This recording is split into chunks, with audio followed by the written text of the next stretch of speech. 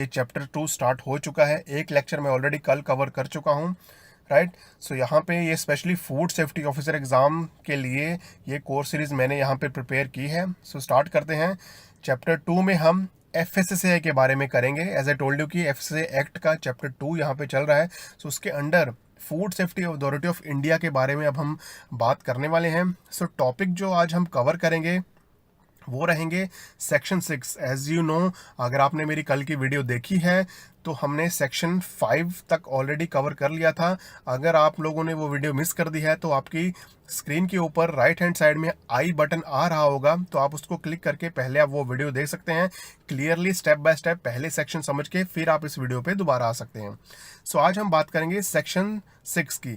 सो कल हमने बात की थी सेक्शन 5 में सिलेक्शन कमेटी की, मीन्स चेयरपर्सन को या फिर फूड अथॉरिटी के जितने भी मेंबर्स हैं उनको सिलेक्ट करने के लिए गवर्नमेंट ऑफ इंडिया एक बॉडी अपॉइंट करती है, उसका नाम है सिलेक्शन कमेटी। सो आज हम सिलेक्शन कमेटी की बात करने वाले हैं। उसमें कौन कौन से मेंबर हैं, वो कैसे जो कि है अपॉइंट करते हैं चेयरपर्सन या फिर बाकी मेंबर ऑफ फूड अथॉरिटी।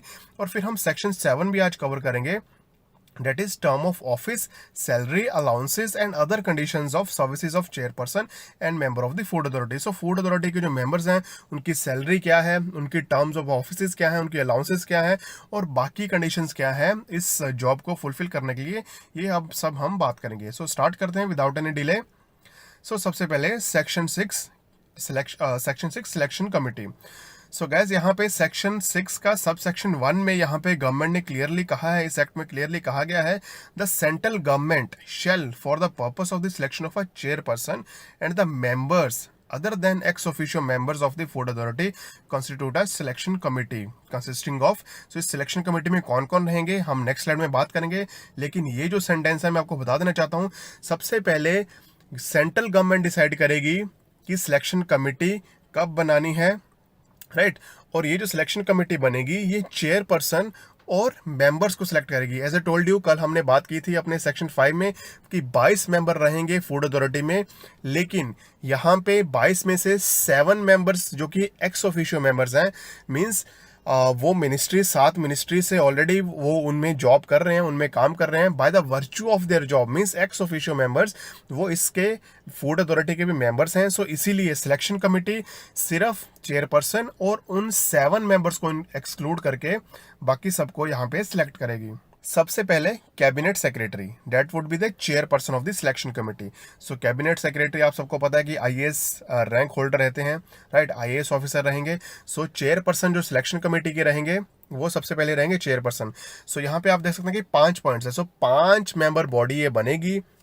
सबसे पहले उसको हेड करने वाले रहेंगे cabinet secretary. Then second point, secretary in charge of a ministry और department responsible for administration of this act as a convener and he would be the member of this selection committee।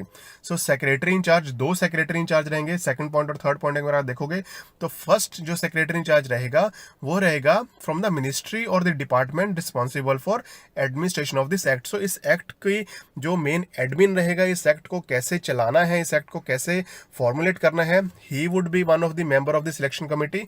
second third point अगर आप देखोगे तो secretary in charge of ministry of the department of the central government dealing with health, legislative and personal members. सो यहाँ पे secretary in charge, in 3 departments के जो secretary in charge रहेंगे वो भी इस सिलेक्शन कमेटी के मेंबर रहेंगे। हेल्थ डिपार्टमेंट का, legislative and personal members, personal का जो सेक्रेटरी इन चार्ज रहेगा he would also B one of the member of the selection committee. Fourth point, chairperson of the public enterprise selection board. So chairperson जो कि public PESB भी इसको कहा जाता है, पब्लिक एंटरप्राइज सिलेक्शन बोर्ड का जो चेयरमैन रहेगा he would also B one of the member. So guys आप देख सकते हैं मैंने हाइफन डाल के मेंबर लिखा हुआ है। So it means they would be the member and they would further be headed by the cabinet secretary chairperson who would constitute a selection committee. So last point, an eminent food technologies to be nominated by the central government. So यहाँ पे central government एक eminent food technologist को भी nominate करेगी, एक food scientist को, who would be the head of the food institution और technical institution of India. So he would also B one of the member of this selection committee. ये सभी ये जो मेंबर्स हैं ये मिलके डिसाइड करेंगे कि चेयरपर्सन कौन रहेगा फूड अथॉरिटी का, और बाकी जो मेंबर्स हैं, बाकी सभी member 22 members ex officio members को छोड़ के उन सब का ये सिलेक्शन करेगी, राइट। सो सेक्शन यहाँ पे सब सेक्शन 2 देख लेते हैं. Central government shall within 2 months from the date of occurrence of any vacancy by reason of death, resignation, C point, removal of the chairperson और the member of the food authority and 3 months from the superannuation. So यहाँ पे basically इस slide में मैं आपको ये बताना चाह रहा हूँ कि अगर किसी भी कारण, फॉर एग्जांपल डेथ है या फिर रेजिग्नेशन है या फिर किसी चेयरपर्सन को या फिर किसी मेंबर को रिमूव कर दिया जाता है, तो गवर्नमेंट को 2 महीने एडवांस में ही ये बताना पड़ेगा. यहाँ पे अगर आप देखोगे तो within 2 months from the date of occurrence of any vacancy, means vacancy occur होने के 2 महीने बाद, सॉरी 2 महीने पहले नहीं, 2 महीने बाद, यहाँ पे 2 महीने के अंदर अंदर ही जो कि सिलेक्शन कमेटी को, सेंट्रल गवर्नमेंट को बताना पड़ेगा कि ये पोस्ट वेकेंट हो चुकी है. तो आप प्लीज़ मीटिंग कीजिए और चेयरपर्सन को या जो भी मेंबर किसी भी कारणवश, डेथ के कारण या फिर रेजिग्नेशन के कारण या फिर उसको हटा दिया गया है, रिमूव कर दिया गया है, नया मेंबर सेलेक्ट करें और अपॉइंट करें. एंड यहाँ पे अगर आप सेंटर में देखोगे 3 months before the superannuation means जब उनकी टर्म ऑफ ऑफिस कंप्लीट होने वाली है, तो 3 महीने पहले ही सेंट्रल गवर्नमेंट को सिलेक्शन कमेटी को इंटीमेट करना पड़ेगा कि आपको सिलेक्ट करना है. सो 2 months और 3 months यहाँ पे डिफरेंस है. 2 महीने के बीच अगर डेथ होती है, रेजिग्नेशन देते हैं या फिर उनको रिमूव किया जाता है, लेकिन 3 month पहले अगर उनकी ऑफिस ऑफ टर्म खत्म होने वाली है, तो सेंट्रल गवर्नमेंट को 3 महीने पहले ही यहाँ पे सिलेक्शन कमेटी को बताना पड़ेगा. B point, completion of the term of the office. As I told you कि वो अपनी कंप्लीशन करने वाले हैं ऑफिस की term. So make a reference to the selection committee for filling up the vacancy. So central government selection committee को कहेगी कि आप ये वैकेंसी फिल कीजिए, आप मीटिंग कीजिए और कोई मेंबर चूज कीजिए. Right. So third point, the selection committee shall finalize the selection of the chairperson and the member of the food authority within 2 months from the date of which reference is made. So selection committee further 2 महीने के अंदर अंदर, for example अगर आज उनको कहा गया है कि आप किसी को अपॉइंट कीजिए, सो 2 महीने के अंदर अंदर मीन्स दिसंबर और जनवरी में वो अपॉइंट करेंगे किसी नए मेंबर को. राइट. सो ये टाइमलाइन याद रखिएगा. 2 months, वहाँ पे 2 months डेथ के बाद, अगर डेथ होती है, रेजिग्नेशन होता है या फिर सुपरएनुएशन से 3 महीने पहले, और सिलेक्शन कमेटी अपॉइंट करेगी किसी मेंबर को 2 महीने के अंदर अंदर. I hope it's clear. Right. Yes. So fourth subsection 4 अगर आप देखोगे तो selection committee shall recommend a panel of 2 names for every vacancy refer to it. So यहाँ पे ये 2 लोगों का नाम बताएंगे, 2 मेंबर्स का नाम बताएंगे. So further central government decide करेगी कि किसको नॉमिनेट करना है. राइट. सिलेक्शन कमेटी की ड्यूटी रहेगी 2 मेंबर्स का नाम यहाँ पे सेंट्रल गवर्नमेंट को नॉमिनेट करना. I hope it's clear. Okay. So यहाँ पे सब सेक्शन 5 देख लेते हैं.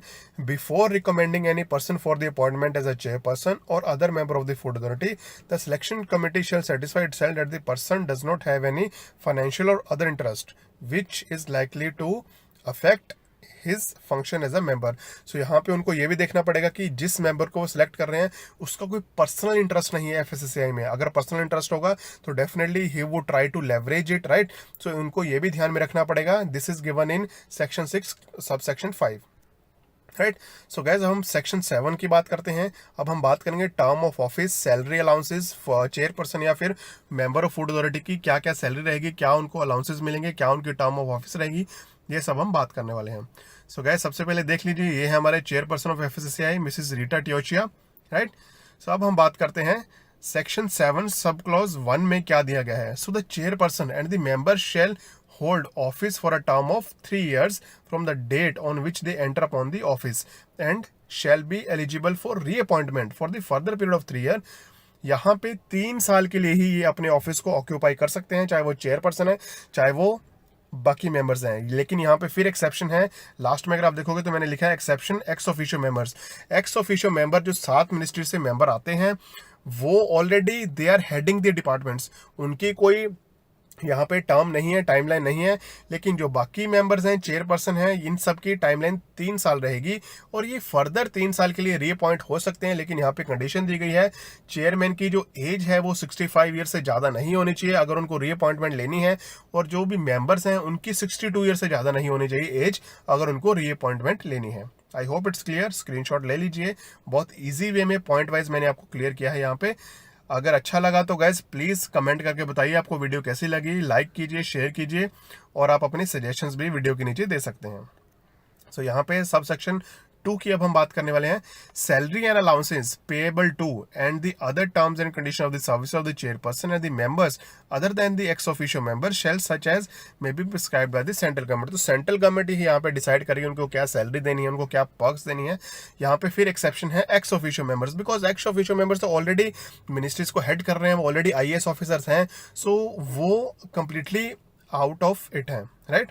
सो यहाँ पे subsection 3, the chairperson every member shall before entering upon his office make and subscribe to an oath of the office of secrecy in such form and in such a manner as prescribed by the central government. सो उनको office में आने से पहले एक oath लेनी पड़ेगी, oath of secrecy in a manner which central governments prescribe from time to time, right. I hope it's clear guys, मैंने बहुत क्लियरली आपको समझाने की कोशिश की है, राइट।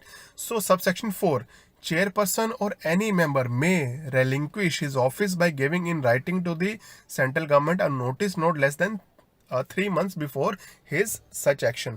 so यहाँ पे चेयरपर्सन या फिर कोई भी मेंबर अपने ऑफिस को छोड़ भी सकता है, रिजाइन कर सकता है, लेकिन उसको 3 महीने पहले ये इंटीमेशन देना पड़ेगा गवर्नमेंट को, right. And B point, B remove from